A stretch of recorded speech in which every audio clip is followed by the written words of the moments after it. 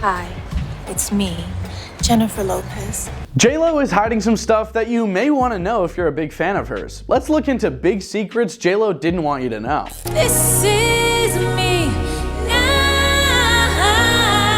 In 2002, Jennifer Lopez and Ben Affleck announced their engagement with plans to wed in 2004, but they canceled things 3 days before their wedding. In the end, they reignited their romance in 2021, and in 2022, they tied the knot. 20 years ago, I fell in love with the love of my life, and during that time, I was making an album called This Is Me Then.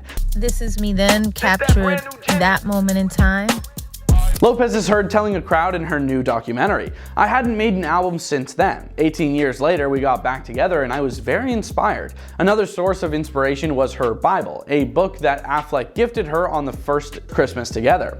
It is every letter and every email that we wrote to each other from 20 years ago today. She says, sharing that he titled it The Greatest Love Story Never Told by Jennifer Lopez and Ben Affleck, 2001 to 2021, and counting.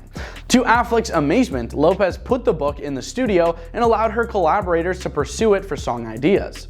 When Affleck learned that Lopez had given the book to everyone in her studio, he seemed stunned and taken aback. Affleck learns that the artists he collaborates with on projects with his wife gave him a nickname. "I was like, you've been showing all the musicians all these letters?" Affleck says in the documentary. And they were like, "Yeah, we call you Pen Affleck." And I was like, oh my god. Affleck remembers having some misgivings about Lopez disclosing so much about their relationship to the public at work. It means you're not my type. Good night. Good night. I did really find the beauty and the poetry and the irony in the fact that it's the greatest love story never told, he tells the cameras. And if you're making a record about it, that seems kind of like telling it. Affleck says in a different scenario that he had to get used to her sharing their personal life with the public. He claims that Jen was greatly motivated by the encounter, which is how artists create their work. "I certainly do the same things, but things that are private, I have always felt are sacred and special, because in part they're private, so this was something of an adjustment for me." In the end, Ben accepts Jennifer's project after learning that it's not really about him. "I don't really love being in the making of documentary about my personal life, which is why I'm so relieved that I'm not really. It seems like I might be in this, but I'm not really," he says. "I was worrying for no reason. The movie wasn't about me. It was about the ability to love yourself, and that love story is a lot harder to find than Prince Charming." Ben admits that concessions had to be made when they decided to get back together after 20 years apart. "Getting back together, I said, listen, one of the things I don't want is a relationship on social media. Then I sort of realized it's not a fair thing to ask. It's sort of like you're going to marry a boat captain and you're like, well, I don't like the water. We're just two people with kind of different approaches trying to learn to compromise." In the documentary, Ben plays a major role, spending tender moments with J-Lo while the cameras are rolling. It's also disclosed that in addition to his particular role in A Love Story, Affleck is the one who speaks with Lopez for the documentary. When she does her sit-down interviews, her husband is in front of the camera dressed in a black turtleneck sweater with long sleeves. That's drip. Mark Anthony was offered the part of her significant other in the rebound section of A Love Story, according to Jennifer in the documentary. "He was going to be the rebound number with me, the glass house," she tells wardrobe supervisor Sean Breezy Barton during rehearsals. And he was like, I'm friends with Mark. Mark Anthony and Lopez were wed from 2004 till 2014. Max and Em, the pair's 16-year-old twins, are shared. In the scene from Rebound, someone is shown harming their partner while intoxicated, but the vocalist never says who the song and scene are about in particular. The documentary reveals that in addition to Ramos declining the chance to star in A Love Story, Taylor Swift declined to be in the movie as well. There were also no cameos available for Jason Momoa, Jennifer Coolidge, Lizzo, Vanessa Hudgens, Ariana Grande, or Snoop Dogg. "I don't want to force anybody to do this who doesn't go, this is gonna be fun," Lopez said before telling her manager, Benny Medina, "Nobody wants to say no to me, Benny. I get that. But when an actor doesn't like a script, doesn't think it's good enough, or is worried about it, that's what they'll say."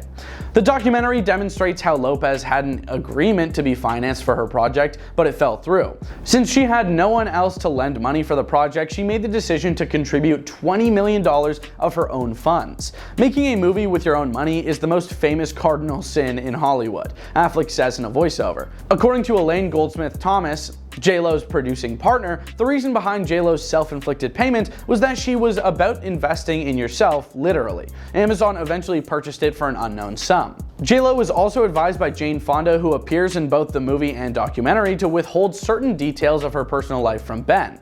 In the 2005 comedy Monster-in-Law, Fonda co-starred with J-Lo. Fonda expresses her worries to J-Lo and says she feels guarded in their relationship. "I want you to know that I don't entirely know why, but I feel invested in you and Ben, and I really want this to work," Fonda tells Lopez over the phone. J-Lo describes how Fonda is very protective of me, and she felt like you're putting yourself out there to get beat up again in another confessional scene. Fonda tells Lopez again how much she feels about her and Ben Affleck when she's in the hair and makeup chair after confirming her role in A Love Story. "I get real scared, with all that stuff about the Grammys, and he looks unhappy, and I'm like, oh my god, what's happening?" says Fonda. Lopez replies, "Nothing. He was like, I've become the symbol of the beleaguered man."